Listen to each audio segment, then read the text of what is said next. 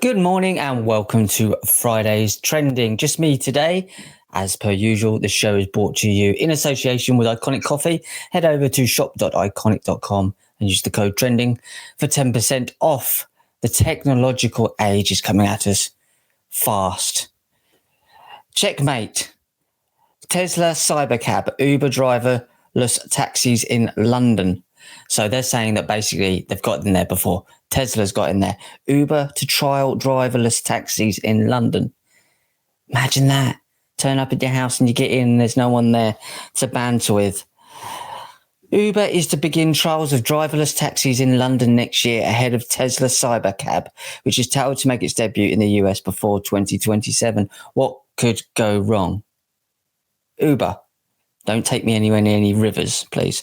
The ride-hailing platform has already been working with UK artificial firm Wave to perfect its level 4 autonomous driving technology in what Uber describes as complex driving environments. If you drove in India as well, these wouldn't work in India. Have you seen the roads there? You hit a cow. I think they're sacred in India, aren't they? This announcement comes shortly after the government said it will begin implementing a fast-track tracking framework to introduce autonomous taxi and bus-like pilot services to the UK roads. So taxi drivers are out of jobs. There you go. Uber drivers are out of jobs. It's bizarre to think that these things are being rolled out literally on our streets. The dangers of them. I mean, it's absurd. And I don't think this is going to end very well at all. People aren't ready to get in a car and not have a driver there. They're not even thinking about, do people want this in terms of feeling safe going out on a night out? I mean, you've been out, you've had 6 pints, and you want to get an Uber home, and it turns up and there's no one in there. It would be a bit scary, I think. I'm not sure this is going to catch on, but there you go. I think it's too early in the day to introduce these things. In a statement, Transport Secretary Heidi Alexander said the UK's commitment to autonomous vehicles will drive growth, create 38,000 jobs and add 42 billion to our economy. How do you know that? It won't create, well, it might create 38,000 jobs of people making these stuff. So stick them in a warehouse until the robots take over. But you're going to lose a lot more jobs in taxi drivers and Uber drivers, this whole scenario. So you're just taking from one hand and sticking it in another. I don't think humanity is ready to get in a car with no driver. I just don't. And there is another element of that, isn't there? There is this taking away this human-to-human contact and putting machines in the middle, and the machines becoming the slaves of the humans becoming the slaves of the machines. We'll be in warehouses making the machines that will do the job of what humans were supposed to do. What's the point? It's bizarre. Liability in the event of an accident were placed on the firm responsible for the taxi itself. All sorts of problems there. With occupants blameless for anything that occurs. If there are controls mounted in the car, occupants will be instead be referred to as users in charge, but they can still escape liability in some instances. Yeah, I bet they can. Also, you have the trafficking element of that. How do they know who's getting in the car? How do they know what's in the luggage? I've just watched a documentary about some French pilots getting arrested for lots of cocaine stuck in their private plane that they said they didn't know about because they don't check the luggage. Who's going to be checking the luggage there? I know you're in a taxi that you can't check their luggage, but you'd probably know if there was a gaggle or a handful of cocaine in one of the things, or at least be a suspect and pass it on to someone else. These guys, there's no one to watch over what's going on. And they'll be recording everything that goes on, obviously, in that taxi for their own personal safety at the firm. So that'll be used against you in court if they do have a crash. It's absurd. I think humanity is not ready for these sort of things. And this is going to be an absolute nightmare once it rolls out. So Uber are in front of Tesla. It all adds to the same thing. China and the US are not in an artificial intelligence race. They're sharing 46,000 research papers between universities. It's ridiculous. This all comes together. So there we are. Uber driverless taxis. Donald Trump had had a nice night last night talking to everybody. Somehow seems to think that Putin was in World War II. I don't know how he come to that conclusion. Trump warns of massive conflict soon if Iran nuclear talks break down. Now, they've suddenly, I read it was 2019, but it's suddenly come to the press that Iran have got too much of these chemicals and they weren't complying to the laws. But that's handy, isn't it, when you want to go to war with them, just to break it now. Fears a possible Israeli strike against Iran and retaliation after IAEA issues strong rebuke of Iran in 20 years. Donald Trump has warned that a massive conflict could break out in the Middle East soon if talks over Iranian nuclear deal break down and concerns over a possible Israeli strike against Tehran. Trump said on Thursday he was worried that an Israeli strike could blow the negations. I don't know if that's meant to be a pun. And he confirmed he had ordered some US personnel to evacuate the Middle East in case of an Iranian counterattack that could include missiles flying into their buildings. What he won't tell you is that in February of this year, he armed to the tune of millions, perhaps even billions, I can't remember off the top of my head, the IDF with funds for military arms. So he can say, oh, we're against this. It's too late now. Money's left the bank. That was the point. So now they're trying to play good guy, bad guy. So US is playing now the good cop, bad cop. US doesn't really want it. But you've paid for it already. It's nonsense. Netanyahu, Putin, and Trump are all part of this messianic Chabad cult that we've been talking about for a year and a half, 2 years now. They want the same thing, but they have to give you the polarities of thinking one's against it and the other one isn't. It's all fake rhetoric. So Trump's not against this in any way, shape or form. He's actually funded it a few months back. His warning came after the International Atomic Energy Agency issued its strongest condemnation of Iran in 20 years, as it said the country had continued to enrich uranium into near weapons grade levels and has failed to comply with its nuclear non-proliferation obligations. Haven't Israel got nuclear weapons, and Russia and America? None of us should have these things. They're absolute lunacy. The kids should not be playing with fire. But you can't have them yourself and say Iran can't have them. That's not the way it works. It doesn't make any sense. No one should have them. That's the point. So if you're going to say another country can't have them, then you need to get rid of your own.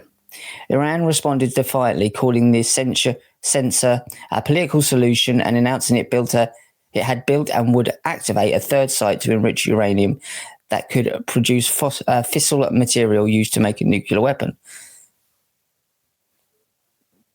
which is what these guys have done in Israel and Russia and the US and China and all over the place for a very long time. Now, who have Iran attacked? They're on the Project for the New American Century list, the Greater Israel Project. And Donald Trump has funded this through the US taxpayer and the UK as well. It's too late. The money's there. But of course it's too late.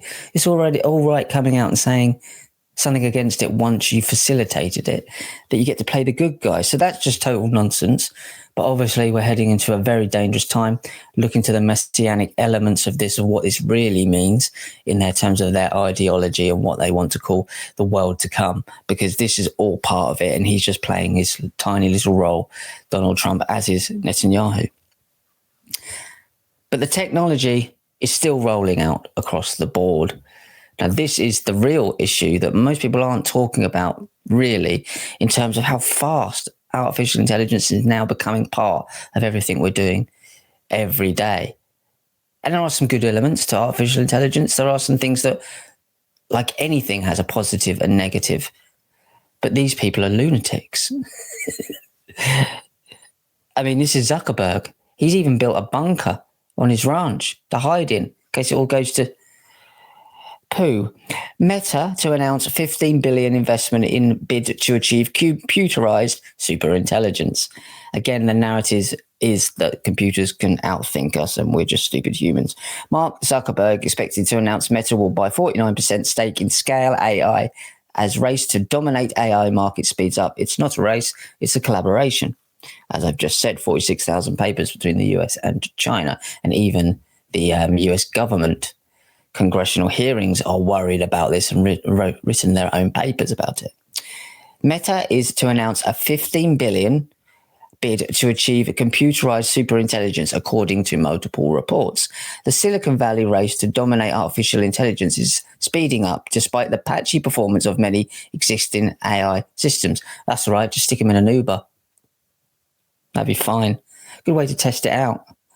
Mark Zuckerberg, Meta's chief executive, is expected to announce the company will buy a 49% stake in Scale AI, a startup led by Alexander Wang and co-founded by Lucy Gu, in a move described by one Silicon Valley analyst as the actions of a wartime CEO.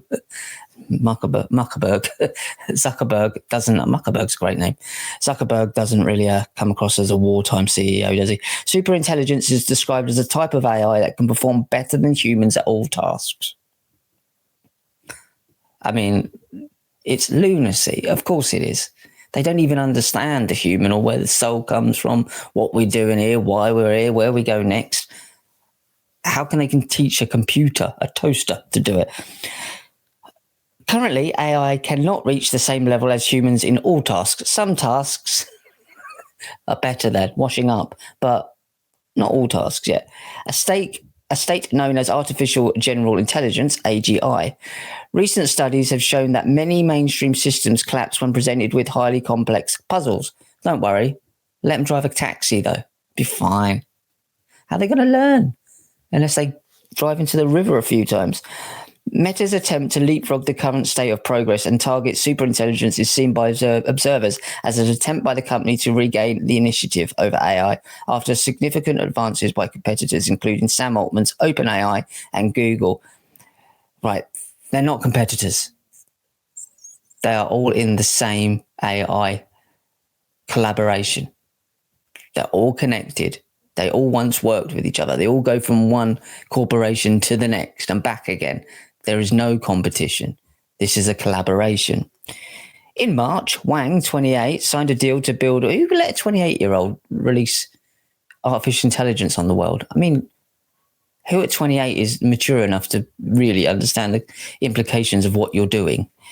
In March, Wang, 28, signed a deal to build a US Defense Department system called Thunderforge, to apply AI to US military planning and operations. Good. Starting with the Indo-Pacific and European commands. The company also received early investments from Peter Thiel's Founders Fund. Of course it did. Palantir.